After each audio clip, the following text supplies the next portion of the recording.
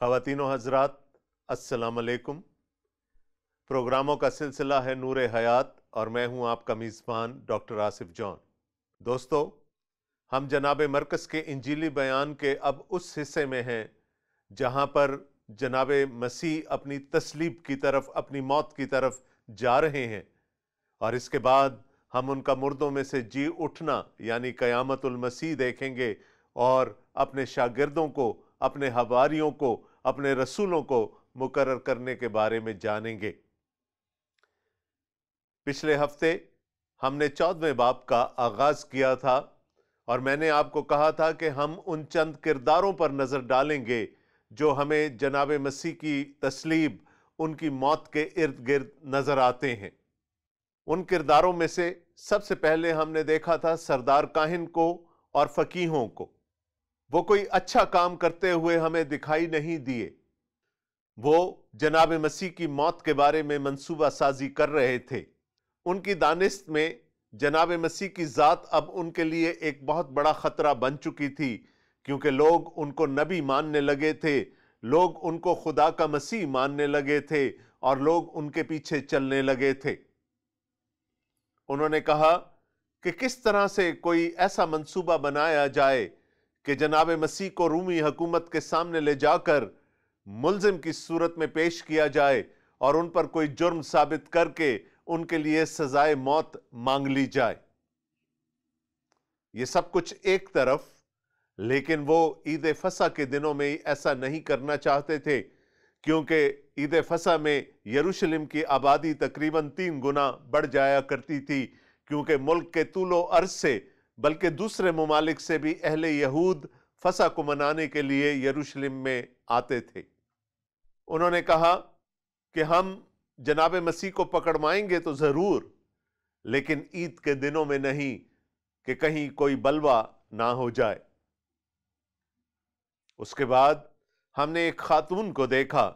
जनाब मरकस हमें उनका नाम नहीं बताते, लेकिन दूसरे अनाजीली बयानात में हमें पता चलता है कि वो लाजर की बहन मरियम थी। जनाब मसीह बैतनिया में शमाउन कोड़ी के घर में रात का खाना खा रहे थे, जहां पर उनकी दावत थी। मरियम एक निहायत ही बेशकीमत इतर यानी जटा मासी का इतर लेकर आई और पूरा इतरदान तोड़कर सारा का सारा इतर जनाब मसीह के सर पर उंडेल दिया। लोग इस पर खुश नहीं थे, खास तौर पर यहूदा इस्करियोती जो जनाब मसीह के हवारियों में से थे, इस पर खुश ना थे। लेकिन जनाब मसीह ने फरमाया कि उसको ऐसा करने से ना रोको।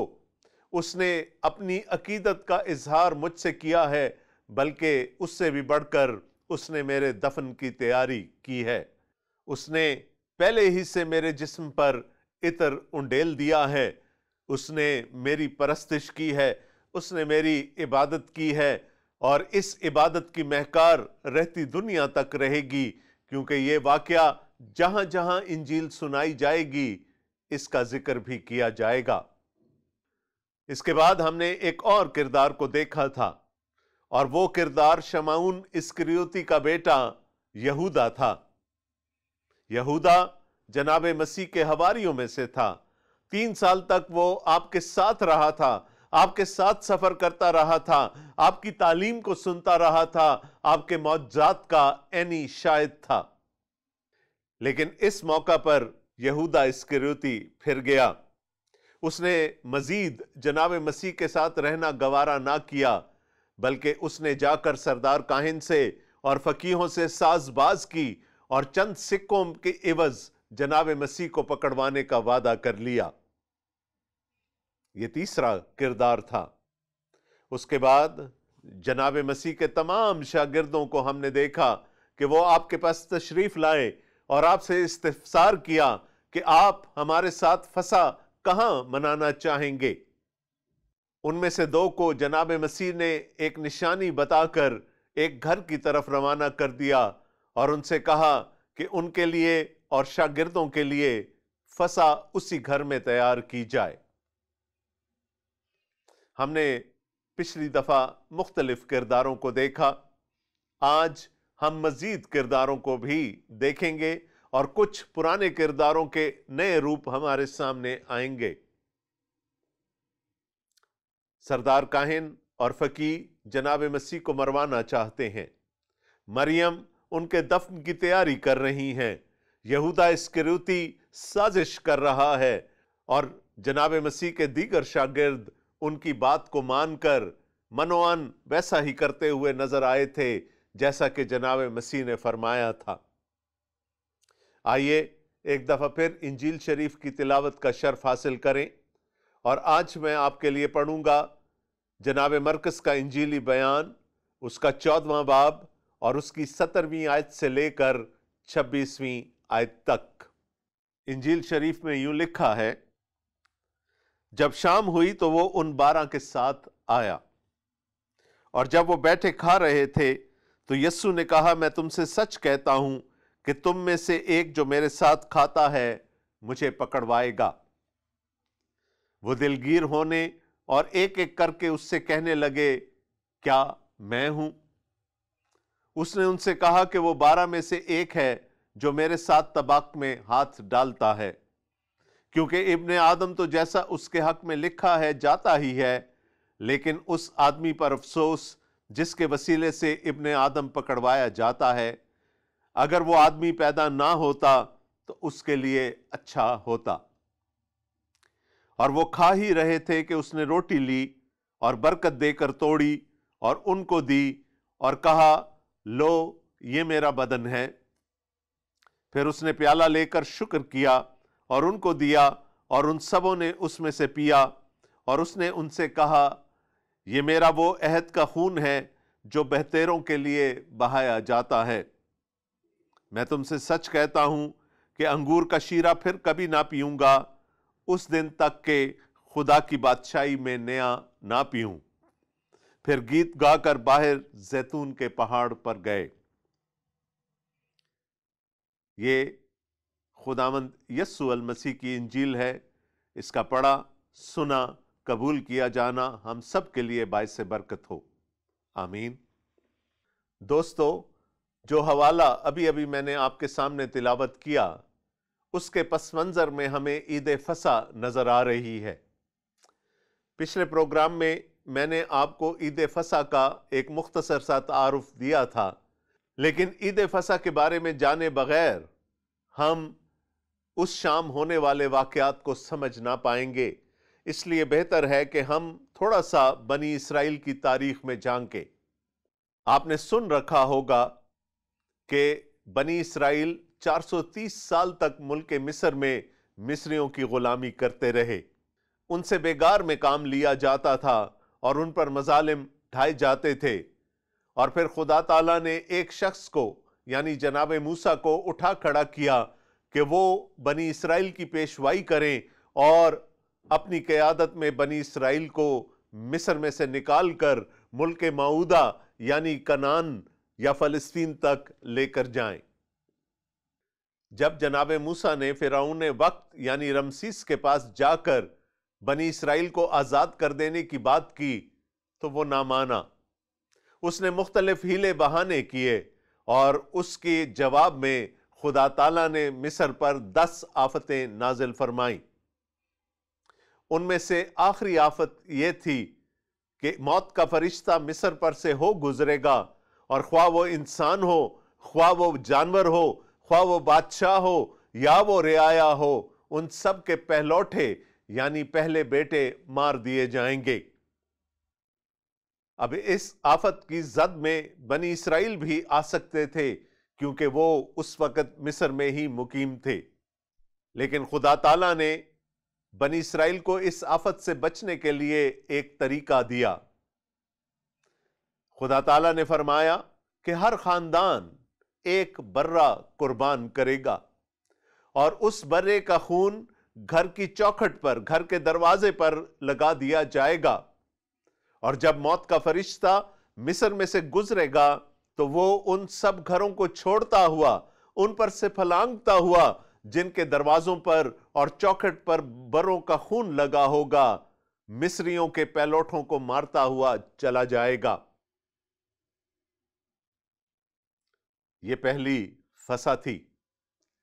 ہر گھر نے ایک برہ قربان کیا، اس برے کا خون اپنے گھر کے دروازے پر اور چوکھٹ پر لگا دیا، اور یوں بنی اسرائیل کے پہلوٹے بچ گئے، اور مصر کے تمام پہلوٹے، چاہے وہ فرعون کا پہلوٹا تھا یا قید خانے کے ایک قیدی کا پہلوٹا تھا یا پھر جانوروں کے پہلوٹے تھے، وہ سب کے سب مارے گئے۔ خدا تعالیٰ نے فرمایا کہ یہ میری نجات ہے، یہ میری مخلصی ہے، یہ میرا چھٹکارا ہے۔ یہ ایک بہت بڑا واقعہ تھا، اور خدا تعالیٰ نے کہا کہ اس واقعے کی یادگاری سال بسال ہونی چاہیے۔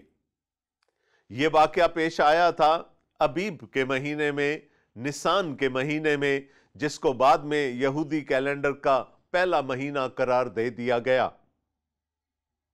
پرانے عہد میں خدا تعالیٰ کا ارشاد تھا کہ 10 ابیب کو ہر خاندان، جس میں کم سے کم 10 اور زیادہ سے زیادہ 20 لوگ ہوں، ایک برہ خریدے گا۔ 4 دن تک اس برے کی پرورش کی جائے گی، اور 14 نسان کو یا 14 ابیب کو اس برے کو سپہر میں ذبح کر دیا جائے گا، اور اس کے بعد اس رات میں وہ پورا کا پورا برہ کھا لیا جائے گا۔ حکم یہ تھا کہ اس میں سے کچھ بھی نہ چھوڑا جائے۔ اس کے ساتھ یہ بھی حکم تھا کہ اس برے کے گوشت کو، اس کے ساتھ کڑوے ساگ پات کو، اور جو بھی مرکبات وہ اس تقریب کے لیے بناتے تھے، ان سب کو فطیری روٹی کے ساتھ کھایا جائے جس میں خمیر شامل نہ ہو۔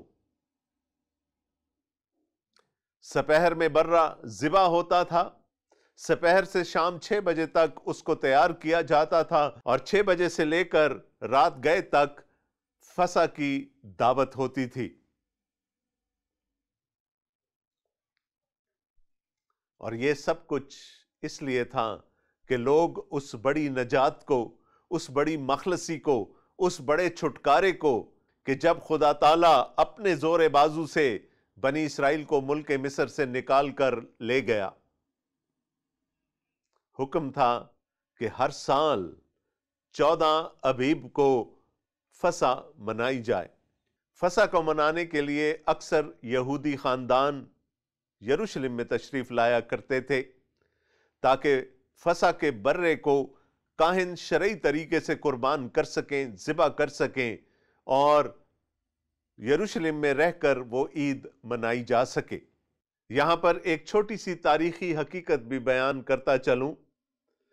گلیل سے آئے ہوئے یہودی 13 نسان کو فسح منایا کرتے تھے، جبکہ یروشلم کے باسی 14 نسان کو فسح منایا کرتے تھے، کیونکہ ایک دن میں اتنی قربانی اکٹھی کر لینا اور ایک دن میں اتنے سارے خاندانوں کا اکٹھا فسح منانا ممکن نہیں تھا۔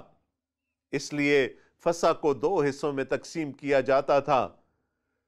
گلیل اور دیگر علاقوں سے آئے ہوئے یہودی 13 نسان کو فسح منایا کرتے تھے، اور شریعت کے مطابق یروشلم کے رہنے والے یہودی 14 نسان کو فسح مناتے تھے۔ اور یہ بھی خدا تعالیٰ کی طرف سے ہی ہوا تاکہ جناب مسیح 13 نسان کو اپنے شاگردوں کے ساتھ گلیلی ہوتے ہوئے عید فسح منا لیں، اور پھر دوسرے دن جب اہل یروشلم اپنے فسح کے برے سپہر میں قربان کر رہے ہوں، تو عین اس وقت جناب مسیح ہماری فسح بن کر قربان کر دیے جائیں۔ لہٰذا ذہن میں رکھیے گا کہ یہ واقعہ 13 نسان کا ہے، جو کہ جمعرات کا دن تھا۔ جناب مسیح نے اپنے 2 شاگردوں کو بھیجا تاکہ وہ جگہ تیار کریں اور فسح کے برے کو تیار کریں، تاکہ وہ اور ان کے دیگر حواری وہاں پر فسح منا سکیں۔ اب آگے کے واقعات کچھ ایسے ہیں کہ جب شام ہوئی تو جناب مسیح اپنے دیگر شاگردوں کے ساتھ اس مقام پر تشریف لے گئے جہاں پر ان کو فسح کھانی تھی، اور جب یہ تقریب چل رہی تھی تو جناب مسیح نے ایک ایسی بات کر دی جس سے کہ تمام شاگرد، تمام حواری نہایت ہی دلگیر ہوئے۔ وہ نہایت غمگین ہوئے، کیونکہ جناب مسیح نے فرمایا کہ تم میں سے ایک، یعنی میرے 12 حواریوں میں سے، میرے 12 شاگردوں میں سے ایک مجھے پکڑوائے گا۔ اور وہ آج بھی دسترخوان پر موجود ہے، وہ میرے ساتھ کھانا کھا رہا ہے۔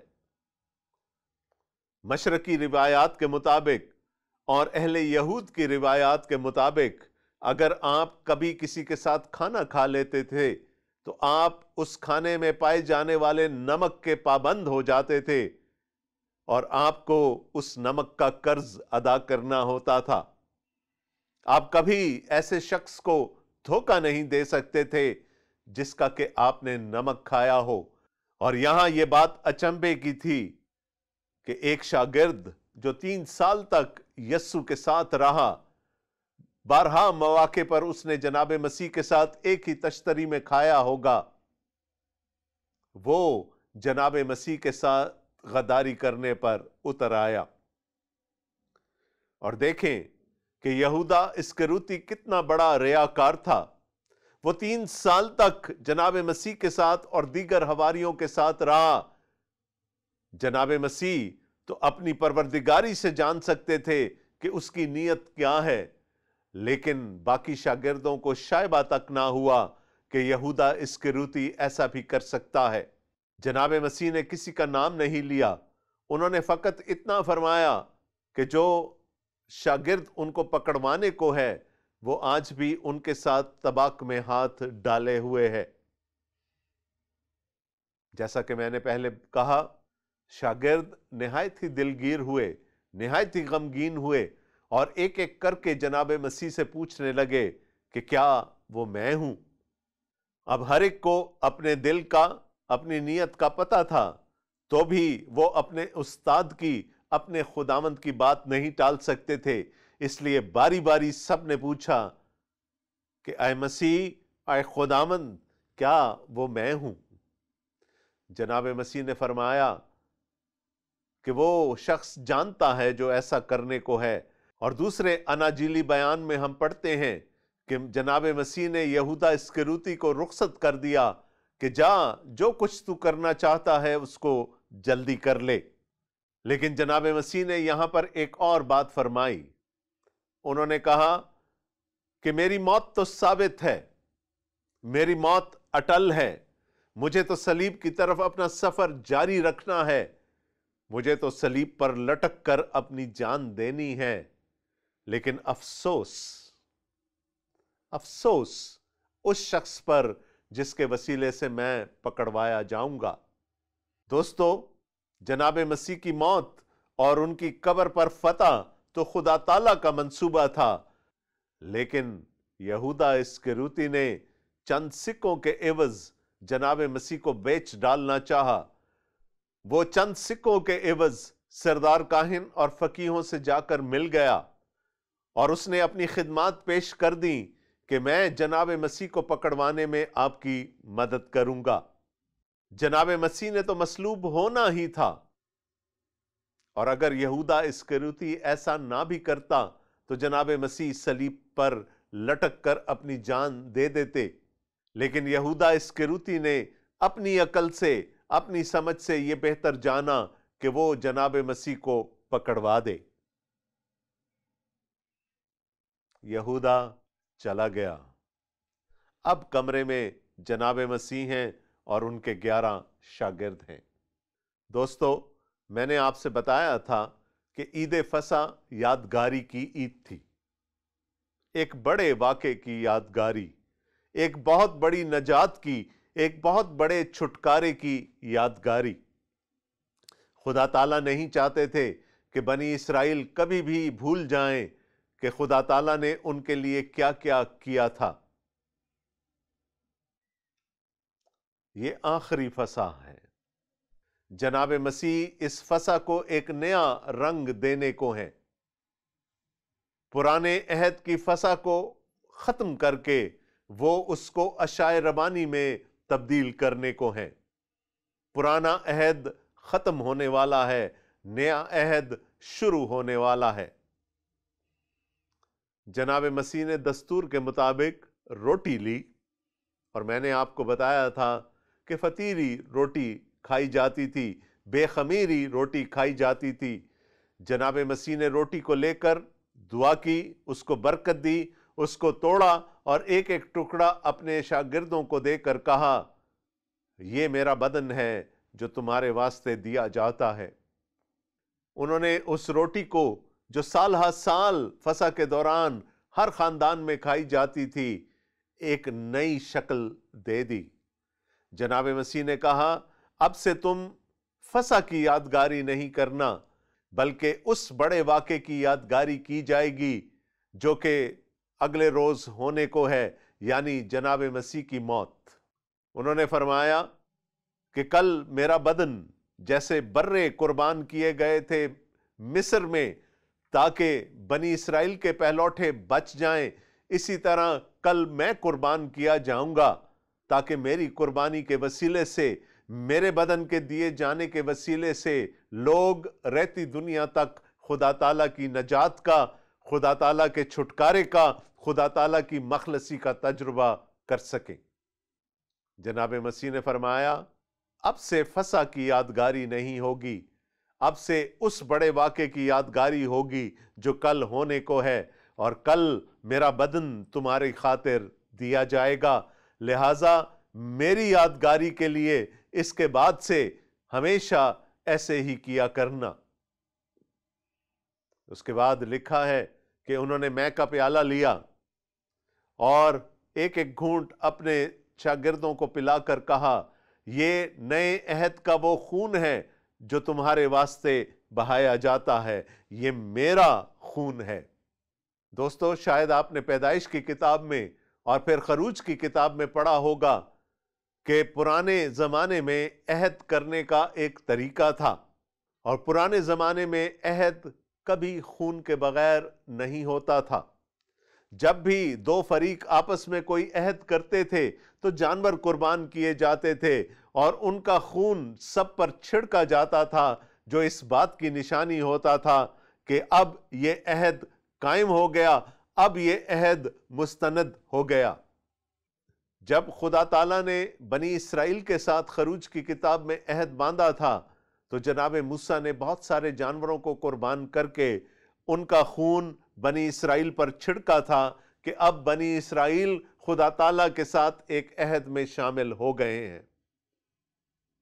دوستو، آج وہ پرانا عہد ختم ہو رہا ہے، آج ایک نیا عہد باندھا جا رہا ہے، اور اس عہد کو باندھنے کے لیے جناب مسیح نے فرمایا کہ اس عہد کو باندھنے کے لیے، اس عہد کو قائم کرنے کے لیے جانوروں کا خون نہیں بہایا جائے گا بلکہ میرا قیمتی خون بہایا جائے گا، اور اس خون کے وسیلے سے یہ عہد قائم ہو جائے گا۔ جناب مسیح نے کہا، نئے عہد میں شامل ہونے کے لیے یہ میرا خون ہے جو بہایا جاتا ہے۔ جناب مسیح نے روٹی دی، جناب مسیح نے میں دی۔ روٹی کو انہوں نے تشبیہ دی اپنے بدن سے جو اگلے روز قربان ہونے کے لیے جانے والا تھا، اور اسی طرح سے میں کو انہوں نے تشبیہ دی اپنے خون سے جو اگلے دن بہایا جانا تھا، اور جس کے وسیلے سے ایک پرانا عہد ختم ہونا اور ایک نیا عہد قائم ہونا تھا۔ عہد قائم کرنے کے لیے خون کا بہایا جانا ضروری تھا، اور یہ نیا عہد جس میں اور آپ زندہ ہیں، جس میں اور آپ رہ رہے ہیں، یہ جانوروں کے خون سے قائم نہیں ہوا بلکہ یہ جناب مسیح کے بیش قیمت خون سے قائم ہوا ہے۔ جناب مسیح نے فرمایا، میری یادگاری کے لیے ایسا ہی کیا کرو۔ انہوں نے ایک پرانے سیکرمنٹ کو، ایک پرانی مذہبی رسم کو جس کو کہ بنی اسرائیل سال ہر سال سے مناتے آئے تھے، اس ایک واقعہ کی یادگاری میں جو کہ ملک مصر میں پیش آیا تھا، خدا کی نجات کا واقعہ، خدا کے چھٹکارے کا واقعہ، خدا کی مخلصی کا واقعہ، جناب مسیح نے اس واقعے کو ایک نئی شکل دے دی، اس یادگاری کو ایک نئی شکل دے دی۔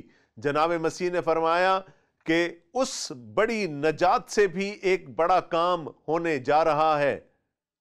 اس بڑے واقعے میں بنی اسرائیل جسمانی طور پر رہا کیے گئے، آزاد کیے گئے، ان کو جسمانی مخلصی ملی مصر کی غلامی سے۔ جناب مسیح کی موت اور ان کے مردوں میں سے زندہ ہو جانے کے وسیلہ سے ہمیں روحانی آزادی ملتی ہے، یعنی وہ مخلصی، وہ نجات جو ہمیں گناہوں سے آزاد کر کے خدا کی بادشاہی میں داخل کرنے کے قابل بنا دیتی ہے۔ ایک پرانا واقعہ، اس کی ایک نئی شکل۔ جناب مسیح نے کہا اب فسح کی یادگاری منانے کی ضرورت نہیں رہی، آج کے بعد سے تم اس واقعہ کی یادگاری مناؤ گے جو کل ہونے کو ہے، جس میں میرا بدن اس جہاں کے گناہ کے لیے دے دیا جائے گا اور میرا خون بہایا جائے گا، تاکہ بنی نوع انسان، صرف اہل یہود نہیں بلکہ تمام بنی نوع انسان خدا تعالیٰ کے ساتھ ایک نئے عہد میں شریک ہو جائے۔ دوستو، کبھی موقع ملا تو ان دونوں عہود کی کہانی میں آپ کے سامنے رکھوں گا، یعنی پرانا عہد کیا تھا اور نیا عہد کیا ہے، اور پرانے کو چھوڑ کر نئے عہد کی ضرورت کیوں پیش آئی۔ اس وقت یہ یاد رکھیے گا کہ پرانا عہد اختتام پذیر ہونے کو جا رہا ہے، نیا عہد طلوع ہونے والا ہے، اور وہ عہد جناب مسیح کی شخصیت کے ساتھ بندھا ہوا ہے۔ جناب مسیح کی شخصیت کے علاوہ ہم نئے عہد میں داخل ہونے کا سوچ بھی نہیں سکتے، ہم خدا کی بادشاہی میں داخل ہونے کا سوچ بھی نہیں سکتے۔ ایک اور پروگرام اپنے خاتمے تک پہنچ گیا۔ دوستو، ہم سے رابطہ کیجئے، ہمیں آپ کی آراء کا اور مفید مشوروں کا انتظار رہتا ہے تاکہ ہم اس پروگرام کو مزید نکھار سکیں۔ ہمارے رابطے کی تمام تر تفصیلات آپ کی اسکرین پر نمودار ہو رہی ہوں گی، آپ کسی بھی حوالے سے ہم سے رابطہ کر سکتے ہیں۔ اور ہاں، اگر آپ کو انجیل شریف یا بائبل مقدس چاہیے تو ہمیں اپنا نام اور پتہ لکھ بھیجئے، ہماری کوشش ہوگی کہ ہم انجیل شریف یا بائبل مقدس آپ کو ارسال کر سکیں۔ اور آخر میں میری وہی دعا کہ خدا تعالیٰ آپ کو اور مجھے، ہم سب کو اپنے حفظ و امان میں رکھیں، ہمارے لیے آسانیاں پیدا کریں، اور ہمیں یہ توفیق دیں کہ ہم دوسروں کے لیے آسانیاں پیدا کر سکیں۔ آمین۔ آپ کا میزبان اگلے پروگرام تک کے لیے آپ سے اجازت چاہتا ہے۔ خدا حافظ۔